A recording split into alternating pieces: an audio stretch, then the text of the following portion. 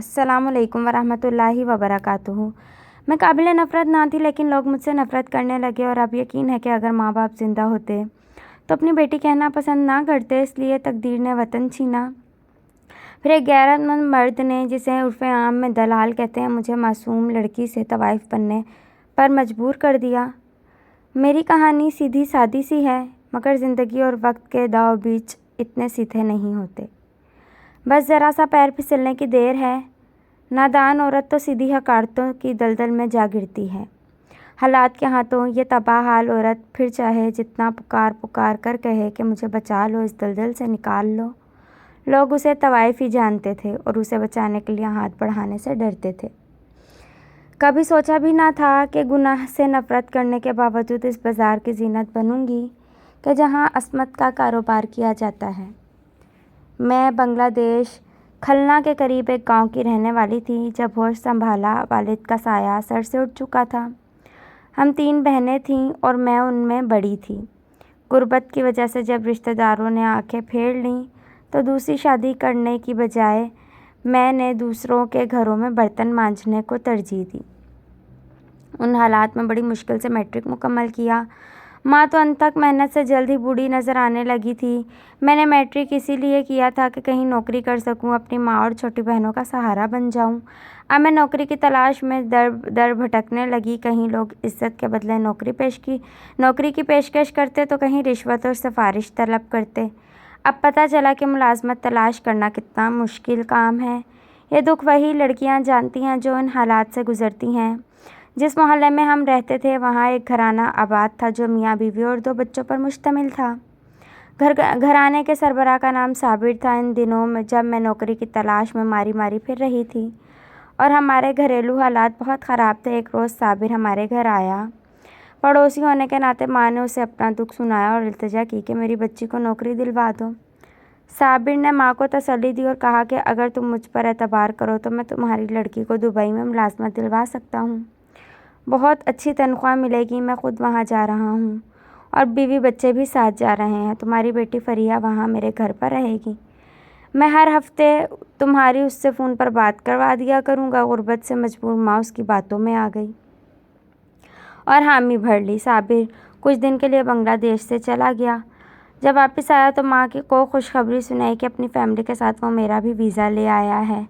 اب پاسپورٹ اور ٹکٹ کا بندوبست کرنا ہے۔ ماں نے اپنے کانوں سے بالیاں اتار کر اسے دے دیں اور تمام مراحل مکمل ہو گئے۔ بالآخر روانگی کا وقت آ گیا۔ میں صابر اور اس کی فیملی کے ساتھ ہوائی جہاز پر بیٹھ گئی اور ہم دبئی آ گئے۔ یہاں چند دن اس نے مجھے اپنی فیملی کے ساتھ رکھا اور پھر وہ مجھے ایسی جگہ لے آیا جہاں مجھ سی بد نصیب لڑکیاں تھیں۔ ان سے ملی تو پتہ چلا کہ صابر نے جھوٹ بولا تھا۔ وہ ہمیں لے کر پاکستان آ گیا اور یہاں ایک شخص کے ہاتھ فروخت کر دیا۔ یہ بازار حسن کا دلال تھا جو بظاہر جعلی نکاح نامے پر دستخط کر کے مجھے بیوی بنا کر لایا تھا، لیکن اس کا کام عورتوں کو خرید کر بازار حسن کی زینت بنانا تھا۔ میں جس عزت کی حفاظت میں اتنی دور آئی تھی، یہاں اس کا نیلام ہونے لگا تھا۔ میرا کوئی پرسان حال نہ تھا۔ موت کی دعا کرتی تھی لیکن موت بھی نہیں آتی تھی۔ میں ہر روز جیتی ہر روز مرتی تھی۔ گڑ گڑا کر دعا کرتی تھی کہ اے خدا، کسی شریف انسان کو میرے پاس بھیج دے جو مجھے اپنی بیوی بنا لے اور میرا ہاتھ پکڑ کر مجھے اس دلدل سے نکال لے۔ بالآخر خدا کو مجھ پر ترس آ گیا اور ایک روز ایک شخص آیا جو شکل سے شریف اور اعتبار سے با اخلاق لگتا تھا۔ اس نے آتے ہی مجھ سے سوال کیا، تم مجبور ہو یا خوشی سے اس کانٹوں میں بھی سیج پر بیٹھی ہو؟ میں نے اس کی طرف چونک کر ایسے دیکھا جیسے کسی نے بجلی کا جھٹکا دیا ہو۔ سال بھر سے جیسے میں بس اسی سوال کے انتظار میں بیٹھی تھی، تبھی پھوٹ پھوٹ کر رونے لگی۔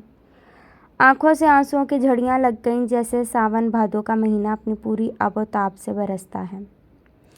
جب رو کر دل کا غبار نکال چکی تو اس نے کہا، سچ کہا تھا میرے دوست نے۔ میں صحیح لڑکی کے پاس پہنچا ہوں۔ کیا کہا تھا آپ کے دوست نے؟ اور کون ہے آپ کا دوست؟ میں نے رندھی ہوئی آواز میں دریافت کیا تو فہیم نے بتایا، میں اس بازار کا شوقین نہیں اور نہ ہی میرا وتیرہ ہے کہ یہاں آ کر خود کو رسوا کروں۔ تاہم میرے چند دوست ایسے ہیں جو اس جگہ سکون تلاش کرنے آتے ہیں۔ ایک روز وہ میرے گھر پر بیٹھے آپس میں گفتگو کر رہے تھے اور میں حیرت سے ان کی باتیں سن رہا تھا۔ اسلم نے کہا، یار طبیعت بوجھل ہے، ادھر جانا چاہیے۔ دوسرا بولا، اس بار مشاہد سے کہنا پھر اسی لڑکی سے نہ ملا دے جس کا نام ہم نے روتی صورت رکھا ہے، ہر وقت روتی رہتی ہے۔ ارے ہاں یار، وہ فریحہ، وہ تو نفسیاتی مریض ہے، خوبصورت تو بے حد ہے، لیکن ابھی تک اس نے ماحول کو قبول نہیں کیا ہے۔ کوئی دل بہلانے جاتا ہے اور یہ رو رو کر غموں کو دگنا کر دیتی ہے، دل خراب ہو جاتا ہے۔ آفتاب نے بھی تائید کی۔ سروش نے کہا، یار ترس آتا ہے اس پر، کمبخت ایک دلال اسے دھوکے سے یہاں لایا ہے، نوکری کا جھانسا دیا تھا، وہ بیچاری شریف لڑکی ہے جب ہی روتی ہے۔ میں نے جب دوستوں سے ایسی باتیں سنی تو تمہارا اتا پتہ دریافت کیا اور یہاں تک آ گیا۔ جب پہلی نظر تم پر پڑی تو تمہاری اچھی صورت سے متاثر ہوا، مگر تم سے بات کرتے ہی معلوم ہو گیا کہ تمہیں طوائف ضرور بنا دیا گیا ہے، مگر تمہارے اس سجے ہوئے جسم کے اندر ایک شریف عورت ابھی تک زندہ ہے۔ اچھا بتاؤ، تم یہاں تک کیسے پہنچی اور کون لایا تھا تم کو یہاں؟ تب بھی میں نے اپنی ساری کہانی فہیم کو سنا دی۔ میری کہانی سن کر اس کے دل میں رحم آ گیا۔ اس نے کہا، فریحہ، اگر واقعی تم سچی ہو اور اس گندگی سے چھٹکارا پانا چاہتی ہو تو یہاں سے اسی وقت نکل چلو، میں تم سے شادی کروں گا۔ مجھے اپنے کانوں پر یقین نہیں آ رہا تھا، مگر میں راضی ہو گئی اور پھر رات کے 12 بجے وہ مجھے وہاں سے کسی طرح نکال کر اپنے فلیٹ میں لے آیا۔ صبح ہم نے نکاح کیا اور میاں بیوی جیسے مقدس بندھن میں بندھ گئے۔ چند دن بعد فہیم نے اپنے گھر والوں سے رابطہ کیا اور ان کو خوشخبری دی کہ اس نے شادی کر لی ہے۔ وہ اس فعل پر ان سے اس لیے معافی کا طلبگار تھا کہ اپنوں سے اجازت لی تھی اور نہ ہی اپنی شادی میں ان کو شامل کیا تھا۔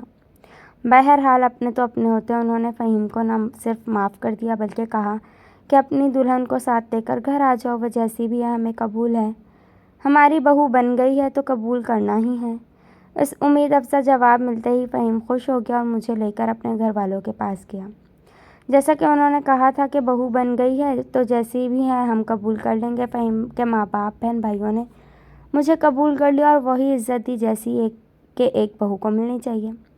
اب میں فہیم کے گھر والوں کے ساتھ ان کے گھر رہنے لگی۔ فہیم اور میں بہت خوش تھے کہ ہم اپنوں میں آ گئے ہیں اور اکیلے جیون کی سختیاں سہنے سے بچ گئے ہیں۔ شادی کو 4 برس بیت گئے، لیکن میں اولاد کی نعمت سے اب تک محروم تھی۔ ساس لیڈی ڈاکٹر کے پاس لے گئیں، اس نے بتایا کہ ان کے اولاد نہیں ہو سکتی۔ اولاد نہ ہونے پر بھی فہیم مجھے بہت چاہتے تھے۔ میں ان سے کہتی تھی کہ میری طرف نہ دیکھو اور دوسری شادی کر لو، اولاد تو اللہ کی نعمت ہے، آپ کیوں میری وجہ سے اس نعمت کو ترسیں؟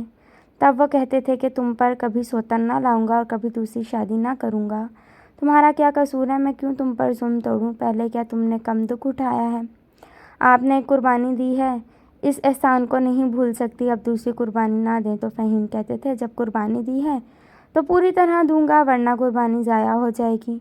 وہ مجھ سے جو اتنا پیار کرتے تھے، میں بھی دل و جان سے انہیں چاہنے لگی تھی۔ وہ بھی اچھے انسان تھے، میں بھی اچھے دل کی تھی۔ اللہ تعالیٰ نے ہماری جوڑی خوب ملائی تھی اور ہم بہت خوش و خرم زندگی گزار رہے تھے کہ ایک بار پھر میری زندگی میں قیامت کی گھڑی آ گئی۔ ایک بار جب کہ فہیم گھر پر نہ تھے، ان کے ایک دوست اسلم اپنی بیوی کے ساتھ ہمارے گھر آئے۔ میں انجانے میں ان کے سامنے چلی گئی۔ اسلم نے مجھے دیکھ کر پہچان لیا، وہ کئی بار اس بازار میں آ چکا تھا۔ اس نے اپنی بیوی کو بتا دیا کہ فہیم کی بیوی کا تعلق بازار حسن سے ہے۔ خدا جانے فہیم کی عقل کو کیا ہوا تھا جو ایک طوائف کو بیوی بنا کر گھر لا بٹھایا ہے۔ بس اپنی والدہ اور بہنوں کا بھی پاس نہ رہا کہ یہ عورت کیسے ان کے درمیان رہے گی۔ اسلم کی بیوی نے میری ساس کی بھانجی عظمیٰ کو سارا قصہ بتایا، کیونکہ عظمیٰ سے اس کی دوستی تھی۔ عظمیٰ بھی پیٹ کی ہلکی نکلی اور یوں بات ہوتے ہوتے سارے خاندان میں پھیل گئی۔ میری ساس اور نندوں کو جب یہ قصہ پتہ چلا، انہوں نے فہیم سے پوچھا، تب حقیقت انہوں نے بتا کر کہا کہ حالات نے فریحہ پر ستم کیا، اس کا تو کوئی قصور نہیں ہے، میں اسے گناہ گار نہیں سمجھتا، نیکی سمجھ کر اس کے ساتھ نکاح کیا ہے۔ کوئی کچھ بھی کہے، مجھے ہرگز اس کی پرواہ نہیں ہے، ہم اپنے گھر میں خوش ہیں، کوئی ہم سے ناطہ رکھے یا نہ رکھے۔ میری ساس نے اعتراض کیا کہ اگر طوائف کو بیوی بنا لیا تھا تو پہلے بتانا تھا، ہم تم کو یہاں اصلاح بسانے کا نہ کہتے، اب تم لوگ ہم سے الگ ہو جاؤ اور علیحدہ رہو، کیونکہ میری بچیوں کی ابھی شادی نہیں ہوئی، ان کے رشتے ہونے ہیں، اور جس گھر کی بہو طوائف زادی ہو اس گھر کی بچیوں کے رشتے کون لے گا؟ میری بیٹیاں تو بن بیاہی ہی رہ جائیں گی، کون سا شریف گھرانہ میری لڑکیوں کو رشتہ دے گا؟ جب میں نے ساس کے منہ سے یہ الفاظ سنے تو مجھے اپنے کانوں پر یقین نہ آیا۔ وہ کہہ رہی تھی، میں تو ساس ہوں، اگر فریحہ کے والدین بھی اس کے حالات جان لیں تو اسے بیٹی کہہ کر بلانا پسند نہ کریں گے۔ یہ اور ایسی باتیں میرے لیے سہانے روح ہو گئیں۔ تبھی مجبور ہو کر فہیم نے کرائے کا مکان تلاش کیا اور ہم علیحدہ ہو گئے۔ میں اب اپنے شوہر کے والدین کے گھر نہیں جاتی۔ ان کے بہن بھائی اور رشتہ دار بھی مجھ سے نہیں ملتے۔ اتفاقاً مل جائیں تو کترا کر نکل جاتے ہیں، تب بہت دکھ ہوتا ہے۔ میں سوچتی ہوں اگر طوائف ناقابل نفرت ہے تو پھر اس معاشرے کے کچھ افراد بھی قابل تعزیر ہیں۔ صرف طوائف سے ہی نفرت کیوں؟ ان لوگوں سے بھی نفرت کی جانی چاہیے جو عورت کو طوائف بناتے ہیں، اسے خریدتے اور بیچتے ہیں۔ وہ لوگ تو شرفا کی سوسائٹی میں ایسے گھل مل کر رہتے ہیں کہ پہچانے نہیں جاتے، مگر عورت ہی قابل نفرت ٹھہرتی ہے، وہی گناہ گار سمجھی جاتی ہے، وہی سزاوار ہوتی ہے۔ آخر یہ بے انصافی کیوں؟ افسوس تو یہ ہے کہ جس شخص نے مجھے دلدل سے نکالا، مجھے شریفانہ زندگی دی، نیکی اور ثواب کا کام کیا، اسے بھی لوگ میرے ساتھ سزا دینے لگے۔ فہیم کو مورد الزام ٹھہراتے ہیں کہ اس نے فریحہ سے کیوں شادی کی۔ کیا دنیا میں شریف لڑکیوں کی کمی تھی جو یہ گندگی میں جا گرا؟ اور میں کہتی ہوں کہ شریف گھرانے کی اچھی لڑکیوں کو تو سبھی اپناتے ہیں۔ آفرین تو اس شخص پر ہے جو گناہ کی دلدل میں پھنسی کسی ایسی عورت کو اس دلدل سے نکالتا ہے جو دل سے شریفانہ زندگی کی آرزو مند ہوتی ہے۔ اگر واقعی کوئی عورت ایسی ہو اور وہ شریفانہ زندگی کی آرزو مند ہو تو اس کو شریفانہ زندگی دینا اور گناہ آلود زندگی سے نکال لینا ایک بڑی نیکی ہے۔ معاشرہ چاہے فہیم سے جتنی بھی نفرت کرے، مگر میں تو یہی کہوں گی کہ فہیم نے مجھے اپنا کر جو نیکی کی ہے اس کا اسے بڑا اجر ملے گا۔